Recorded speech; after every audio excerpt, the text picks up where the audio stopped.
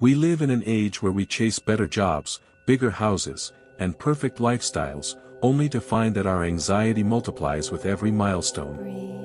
Why does happiness always feel so temporary, and why do we still feel a deep, unexplainable emptiness inside? Over 2,500 years ago, a young prince walked away from a literal kingdom of limitless wealth and luxury just to answer this exact question: why do humans suffer, and is there a way to permanently stop it? What he discovered beneath a tree was not a religion or magical prayers, but a timeless, practical psychology and a clinical, step-by-step treatment plan to liberate the mind from discontent. If you are tired of stress, constant anxiety, and the chaotic pace of modern life, stay with us until the very end. Today, we are diving deep into the complete philosophy of Gautam Buddha, from the inescapable laws of reality to the practical steps of the Eightfold Path. Prepare to see reality like you have never seen it before, because the answers you have been looking for all your life are about to be revealed. Chapter 1: The Awakening of Siddhartha. Thousands of years ago, in the capital city of Kapilavastu, nestled in the foothills of the Himalayas, a prince was born. His name was Siddhartha. Wealth, luxury, power, and every worldly comfort were at his feet. His father, King Siddhartha, having heard a prophecy that his son might become a spiritual leader, built a magnificent palace for Siddhartha. It was a place where the shadows of suffering, old age, sickness, and death were strictly forbidden to enter. The king wanted his son to become a great emperor, not a wandering monk. But destiny had other plans. One day, Prince Siddhartha decided to step outside the protective walls of his palace. During his journey through the city, he encountered four sights that would change the course of his life forever. First, he saw a very old man, bent over, frail, and trembling. Next, he saw a helpless sick person, crying out in intense pain. Then, he witnessed a funeral procession, where grieving relatives wept as they carried a lifeless body. And finally, he saw a peaceful, serene, and deeply content wandering ascetic. These sights shook Siddhartha to his core. Through conversations with his charioteer, Chanda, he realized that old age, sickness, and death are the ultimate and inescapable truths of human existence. The palace luxuries, the beautiful dances, and the lavish feasts suddenly felt hollow and meaningless. A single, profound question began to echo in his mind: is there a way out of this human suffering? To find the answer, one night while the entire world was asleep, Prince Siddhartha left his palace, his wife Yashodhara, and his newborn son Rahul. He renounced his royal garments and stepped into the wilderness in search of truth. For years, he wandered through forests, practicing extreme asceticism and severe self-denial. He starved himself until his body was skeletal, but absolute truth remained out of reach. Eventually, he realized that torturing the physical body would not liberate the mind. He sat down beneath a Bodhi tree in Gaya, committing to deep, uninterrupted meditation. After a night of profound introspection, he attained ultimate enlightenment and became the Buddha, the Awakened. Chapter 2: Trilakshana, the Three Marks of Existence. After attaining enlightenment, the first profound truth Buddha shared was the fundamental nature of reality. He explained that human suffering arises primarily because we fail to see the world as it truly is. Buddha highlighted three inescapable characteristics of all existence, known as Trilakshana. The first mark is anicca, or impermanence. This means that everything in the physical and mental universe is in a constant state of flux. What exists today will change tomorrow. Our bodies, our thoughts, our relationships, our joys, and our sorrows are like a flowing river. The water in a river changes every single second, and similarly, our lives change every moment. In our ignorance, we expect temporary things to give us permanent happiness. When those things inevitably change or fade away, we experience deep heartbreak.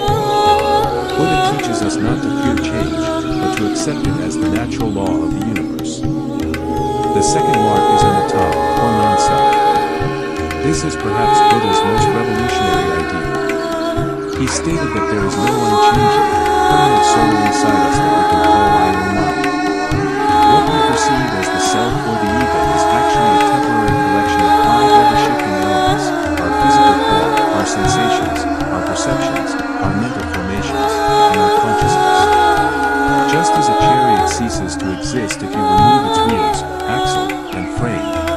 concept of a permanent self disappears when you deconstruct these elements.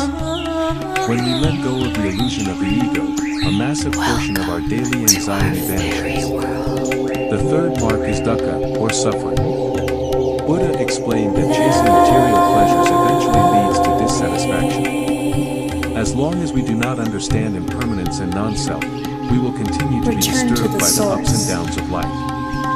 Even the joy of gaining something is incomplete because it carries the underlying fear of losing it. Understanding these three marks of existence is the first step toward true wisdom. Chapter 3, The Four Noble Truths, Diagnosing the Human Condition.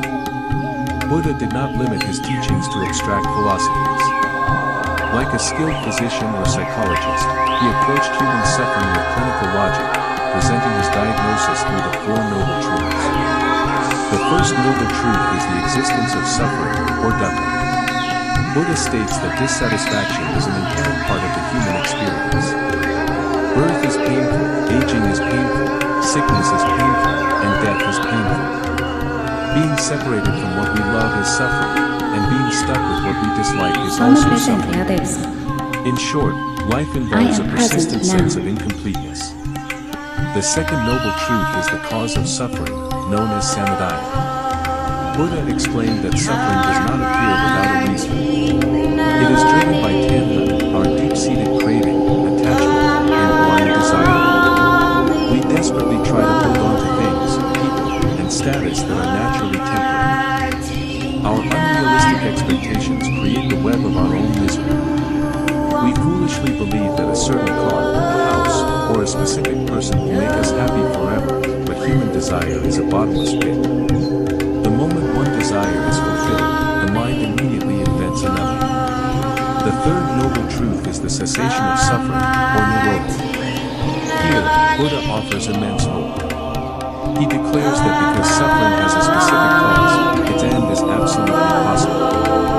When we consciously extinguish the fires of greed, hatred, and delusion, suffering naturally dissolves. This state of ultimate mental peace and total liberation is called nirvana. Nirvana is not a physical heaven waiting for you after death. It is the complete calmness of the mind achieved right here, in this very life. The fourth noble truth is the path leading to the end of suffering, called magga. Buddha does not just diagnose the illness, he provides the exact blueprint for the cure. This practical guide is famously known as the Noble Eightfold Path. It's inside you. Chapter 4, The Noble Eightfold Path, The Blueprint for Freedom. The Noble Eightfold Path is a practical system designed to lead humans out of the darkness of ignorance and into the light of clarity. Buddha divided these 8 steps into 3 core dimensions: wisdom, ethical conduct, and mental discipline. The dimension of wisdom begins with right view, which means seeing things as they really are, free from prejudice, and deeply understanding the Four Noble Truths. This is followed by right resolve, which means purifying your intentions, committing to self-improvement, cultivating compassion, and letting go of harmful thoughts. Next is the dimension of ethical conduct, which governs our interactions with society. The third step is right speech, which means speaking honestly, kindly, and avoiding gossip, lies, or harsh words that hurt others. The fourth step is right action, ensuring our physical conduct is honorable. This means refraining from stealing, killing, and sexual misconduct, and acting in ways that benefit others. The fifth step is right livelihood, which means earning your living through a profession that does not exploit, harm, or bring injustice to any living being. The final dimension is mental discipline, which trains the mind. The sixth step is right effort, which means actively preventing negative thoughts from taking root and consciously cultivating positive states of mind. The seventh step is right mindfulness, or living entirely in the present moment. It means observing your thoughts and feelings without judgment, rather than getting lost in regrets of the past or anxieties about the future. Finally, the eighth step is right concentration, which is developed through deep meditation. This step calms the mental chatter, shatters the illusions of the ego, and reveals the profound peace of ultimate reality. Chapter 5, The Middle Way and Relevance in Modern Life. The defining feature of Buddha's philosophy is the middle way, or Madhyamaka. During his years of intense Sa spiritual malibrata search, ng Buddha melancholia. realized that people living in extreme luxury I am were free from deeply sadness. unsatisfied, and ascetics starving themselves in the forests were also far from the truth. He beautifully illustrated this using the metaphor of a stringed musical instrument. If the strings of a lute are wound too tight, they will snap. If they are left too loose, they will not play any music. The instrument produces beautiful music only when the strings are tuned perfectly to the middle. This is the middle way. It avoids both extremes, extreme self-indulgence and extreme self-mortification. It advocates for a balanced life of moderation that keeps the body healthy and the mind clear and sharp. In today's fast-paced, high-stress world, where anxiety and depression are widespread, Buddha's message of balance is more urgent than ever. In the digital age, we constantly compare our lives to others on social media, artificially multiplying our desires and cravings. Buddha reminds us that true peace cannot be found in external validations or material accumulations. Oh my God. Peace is an internal state of being. When we practice mindfulness, slow down, control our desires, and treat every living being with genuine compassion, our lives begin to transform. Buddha's philosophy is not an ancient dogma bound by religion, it is a timeless science of the mind and the ultimate art of living. By embracing even a small part of his path, we can discover an oasis of calm within this chaotic world.